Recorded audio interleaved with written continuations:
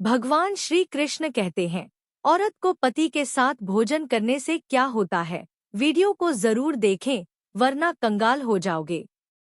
दोस्तों, एक बार की बात है, देवी सत्यभामा भगवान श्री कृष्ण के पास आती है और उनसे पूछने लगती है, हे स्वामी, आज मेरे मन में शंका निर्माण हो रही है। कृपया आप मेरी इस शंका का निवारण कीजिए। भगवान श्री कृष्ण कहते हैं, हे प्रिय, तुम्हारे मन में जो भी शंका हो, निसंकोच होकर पूछो। तुम्हारी हर शंका का निवारण करना मेरा कर्तव्य है। तब देवी सत्यभामा बड़ी ही प्रसन्नता से पूछने लगती हैं, हे प्रभु, आपकी हम तीनों पत्नियां पहले आपको भोजन कराती हैं और फिर भोजन करती हैं। नित्य आपकी सेवा करती हैं, आपके चरण दबाती हैं। किंतु हे प्रभु, क्या पत्नी को पति के साथ अथवा पति से पहले भोजन करना चाहिए? क्या ऐसा करना उचित होता है? शास्त्र इस विषय में क्या कहते हैं? हे प्रभु, ऐसा वह कौन सा पाप है जिसे करने से स्त्री नरकगामी बन जाती है? कृपया आप मेरी इस शंका का समाधान कीजिए। भगवान श्री कृष्ण मुस्कुराते हुए कहते हैं, हे सत्यभामा, आज तुमने समस्त मानव जाति के कल्याण के उद्देश्य से बहुत ही महत्वपूर्ण प्रश्न किया है। हे देवी, तुमने जो प्रश्न किया है उसका समाधान देवी सुदेवा की कथा सुनने से प्राप्त हो जाएगा। देवी सत्यभामा कहती हैं, हे प्रभु, यह रानी सुदेवा कौन थी? उनका आचार विचार कैसा था? मेरे मन में उनके विषय में भी जानने की जिज्ञासा निर्माण हो रही है। श्री कृष्ण कहते हैं, हे सत्यभामा, तुम्हारे आग्रह पर आज मैं तुम्हें रानी सुदेवा की कथा सुनाता हूँ। तुम्हारी सभी शंकाओं का समाधान इस प्राचीन कथा में ही है। इस कथा में तुम्हें तुम्हारे सभी प्रश्नों के उत्तर मिल जाएंगे, इसलिए इस कथा को ध्यानपूर्वक सुनो। जो भी मनुष्य इस कथा को ध्यानपूर्वक सुनता है और इसका प्रचार करता है, यह सौभाग्यशाली बनता है।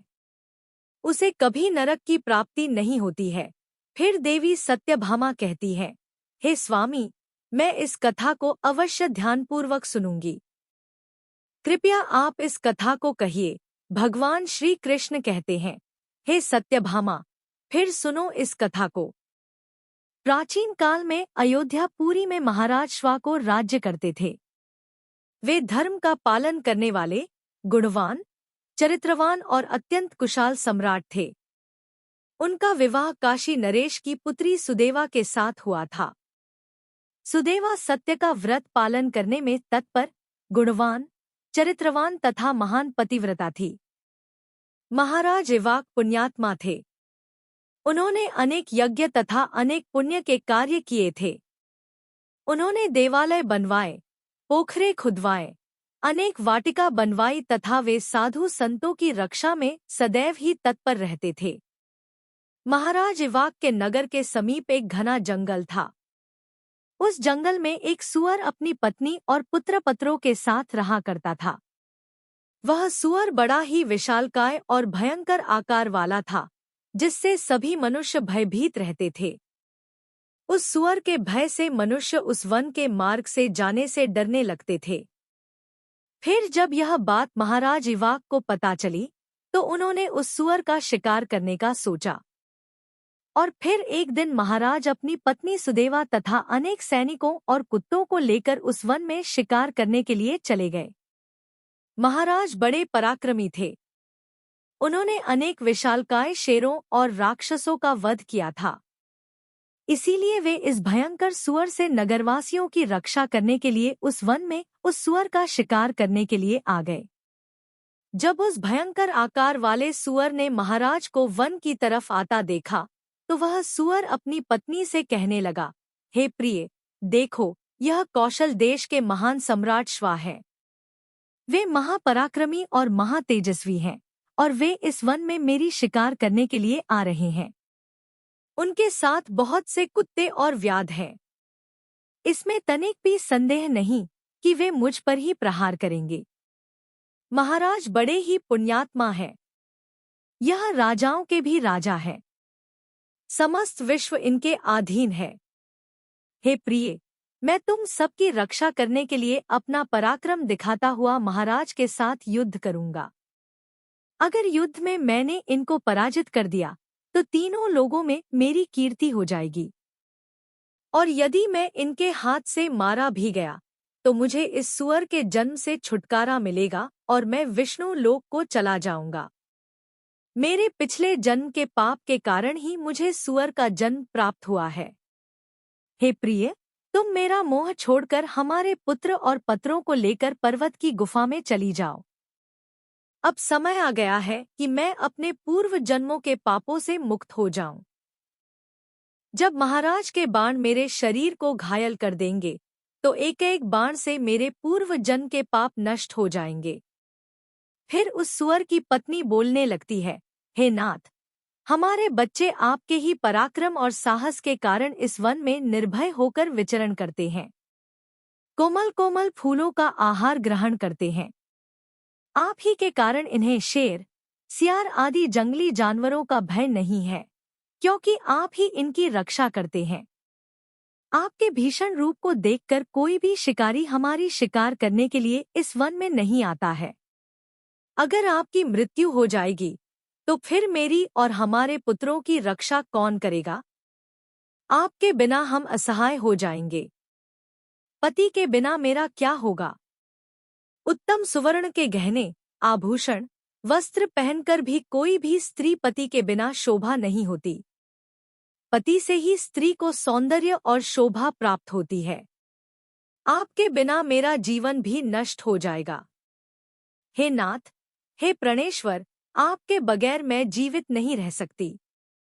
हे नाथ, मैं सच सच कहती हूँ, आपके साथ यदि मुझे नरक में भी डाल दिया जाए तो भी मैं खुशी खुशी आपके साथ चली आऊंगी। इसीलिए आप महाराज के सामने मत जाइए। आप भी हमारे साथ पर्वत की कंदर में चलिए। हम वहीं छिपकर बैठ जाते हैं। आप जीवन की इच्छा छोड़कर अपनी पत्नी और पुत्र को अकेला छोड़कर जा रहे हो। इससे आपको क्या लाभ होगा? फिर वह सुअर कहता है, हे प्रिय, तुम वीरों के धर्म को नहीं जानती हो, इसीलिए ऐसा कह रही हो। यदि शत्रु वीरों को ललकार रहा है, युद्ध के लिए निमंत्रण देता है, तो वीर पुरुष को लोभ और भय से कायर की भांति ऐसे छिपकर नहीं भागना चाहिए। ऐसे पुरुष को 1000 युगों के लिए कुंभीपाक नरक में डालकर पकाया जाता है। वीर पुरुष अगर शत्रु का सामना करता है और लड़ते हुए वीर गति को प्राप्त होता है तो उसे मृत्यु के बाद दिव्य लोकों की प्राप्ति होती है। आज महाराज श्वा को हमारे पास युद्ध करने के लिए आए हैं। वे हमारे अतिथि हैं और अतिथि का अनादर नहीं करना चाहिए। अतिथि का अनादर साक्षात भगवान विष्णु का अपमान होता है। इसीलिए उनके साथ युद्ध करना मेरा कर्तव्य है। फिर वह सुअर की पत्नी बोलती है, हे प्राणनाथ, ठीक है, यदि आप महाराज के साथ युद्ध करना चाहते हैं तो मैं भी आपके साथ रहकर आपका पराक्रम देखूंगी। इतना कहकर उस सुअर की पत्नी ने अपने पुत्रों को बुलाकर कहा, हे पुत्रों, मेरी बात सुनो। आज युद्ध भूमि में अतिथि आए हैं। उनका सत्कार करने के लिए और उनसे युद्ध करने के लिए तुम्हारे पिता जा रहे हैं और उनके साथ मैं भी जा रही हूँ। इसीलिए तुम सभी अपने भाइयों को लेकर पर्वत की गुफा में जाकर छिप जाओ। महाराज श्वा बड़े बलवान हैं। वे इस युद्ध में हमारा सहारा कर डालेंगे। इसीलिए तुम लोग यहाँ से भाग जाओ और अपने प्राण बचाओ। फिर वह सुअर के छोटे छोटे बच्चे बोलने लगे, हे माँ, जो पुत्र अपने माता पिता को संकट में छोड़कर भाग जाते हैं वे महापाप होते हैं। उन्हें घोर नरक में डाला जाता है। जो निर्दय पुत्र अपनी माँ का दूध पीकर उसे दुख में छोड़कर भाग जाता है, जो पुत्र अपने बाप को विपत्ति में देखकर छोड़कर चला जाता है, वह कीड़ों से भरे हुए दुर्गंधी युक्त नरक में गिरता है। इसीलिए हे माँ, हम लोग आपको छोड़कर नहीं जाएंगे। फिर वह सुअर, उसकी पत्नी और उसके बच्चे सभी युद्ध के लिए तैयार हो जाते हैं और युद्ध भूमि की ओर निकल पड़ते हैं। सभी छोटे छोटे सुअर अपने पिता और माता की चारों ओर से रक्षा करने लगते हैं।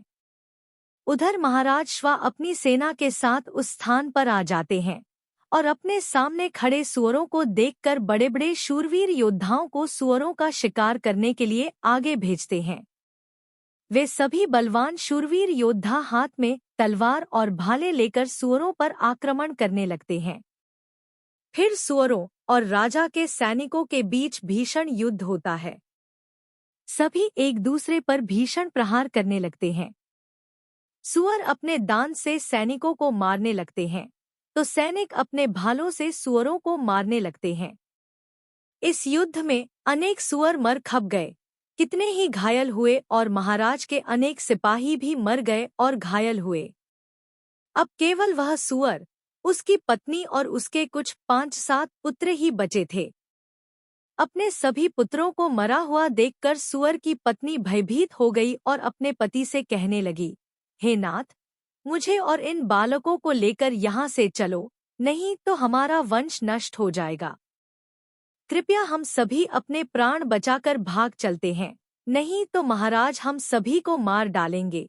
फिर सुअर कहने लगता है, हे प्रिय, 2 शेरों के बीच में एक सुअर पानी पी सकता है, लेकिन 2 सुअरों के बीच में एक शेर पानी नहीं पी सकता। सुअर जाति में ऐसा बल देखा जाता है। इसी कारण से सुअर से सभी भयभीत हो जाते हैं। अगर इस समय पर मैं मृत्यु के भय से भाग जाऊंगा तो मेरे सुअर जाति की प्रसिद्धि नष्ट हो जाएगी। इसीलिए हे प्रिय, तुम हमारे बच्चों को लेकर यहाँ से चली जाओ और सुखपूर्वक जीवन व्यतीत करो। इतना सुनकर सुअर की पत्नी बोली, हे नाथ, मैं आपसे बहुत प्रेम करती हूँ। आपने मेरा आदर सम्मान करके, प्रतिक्रिया करके और मेरी रक्षा करके मेरे मन को जीत लिया है। आपसे मेरा मोह कभी नहीं छूटेगा।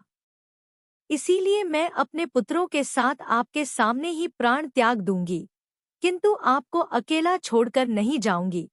फिर वह सुअर और उसकी पत्नी दोनों ही महाराज से युद्ध करने के लिए आगे आते हैं। वह सुअर भयंकर गर्जना करता हुआ महाराज को युद्ध के लिए ललकारता है। वह सुअर उसके सामने आए बड़े बड़े वीर योद्धाओं को अपने दांतों से तिनके की भांति उठाकर फेंकने लगता है।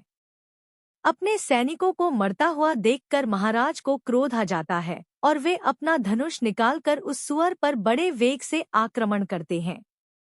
महाराज का एक बार तीव्र गति से जाकर उस सुअर के शरीर में घुस जाता है और वह सुअर जमीन पर गिर जाता है।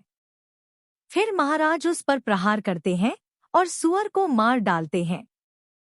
सुअर के मरते ही उसके प्राण निकलते हैं और विष्णु लोक को चले जाते हैं।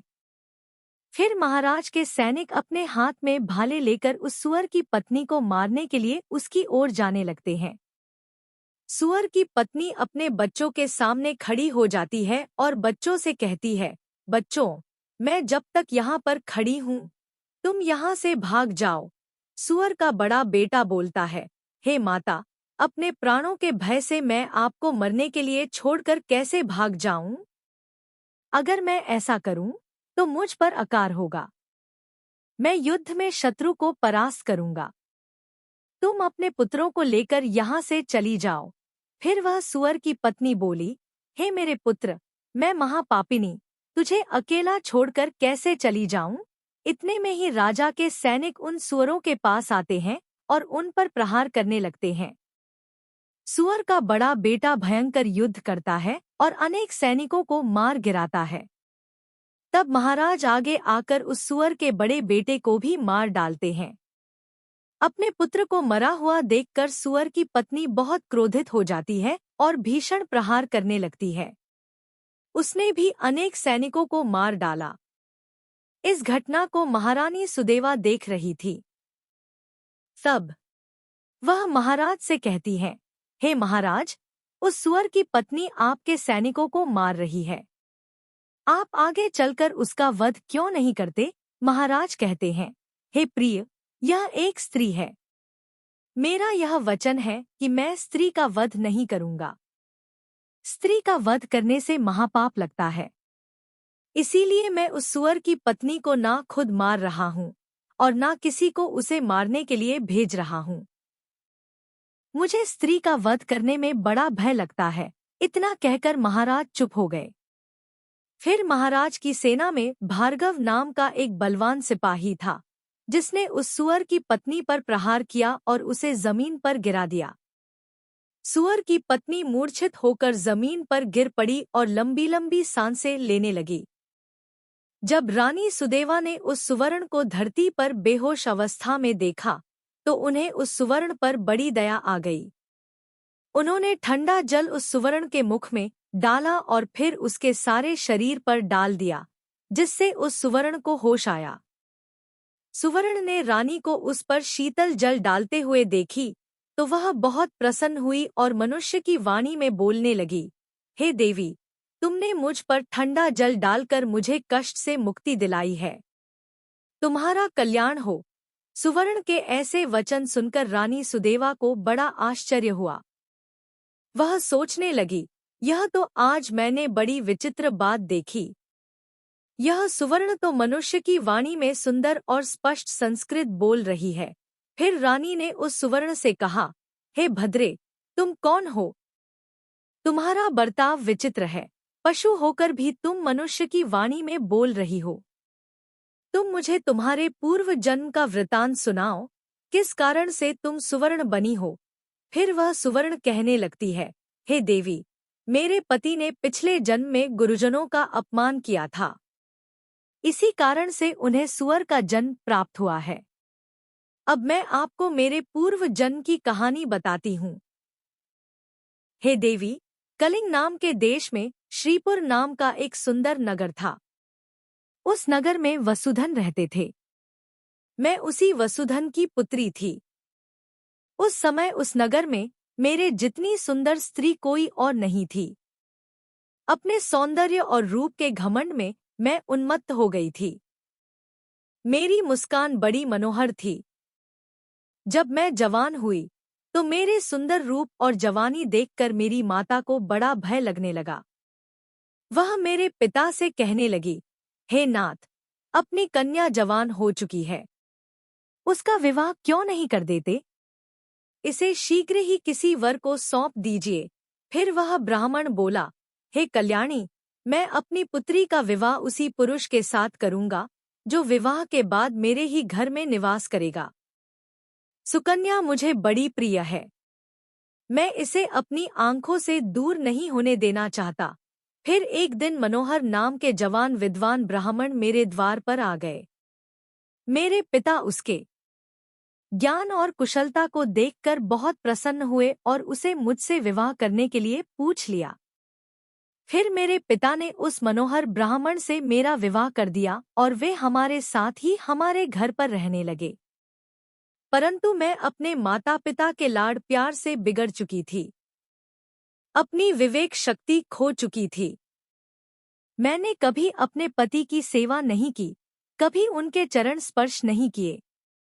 मैं सदा उन्हें क्रूर दृष्टि से देखती थी, उनका अपमान करती थी, उन्हें नाम लेकर पुकारती थी, उनके भोजन से पहले भोजन कर लेती थी। मैं अपनी मर्जी से स्वच्छंद होकर यहाँ वहाँ घूमने लगती थी और बात बात पर अपने पति का अपमान करती थी। मैंने उनके साथ कभी सहवास भी नहीं किया, उन्हें मेरे शरीर को कभी हाथ भी लगाने नहीं दिया। मनोहर बहुत ही शांत स्वभाव के थे। उन्होंने मुझे अनेक दिनों तक सहन किया और फिर एक दिन वे अत्यंत दुखी होकर मुझे छोड़कर चले गए। मेरे पति के जाते ही मेरे पिता बहुत दुखी होकर मेरी माता से कहने लगे, हे प्री, सुनो, हमारे दामाद हमारी पुत्री को छोड़कर चले गए हैं।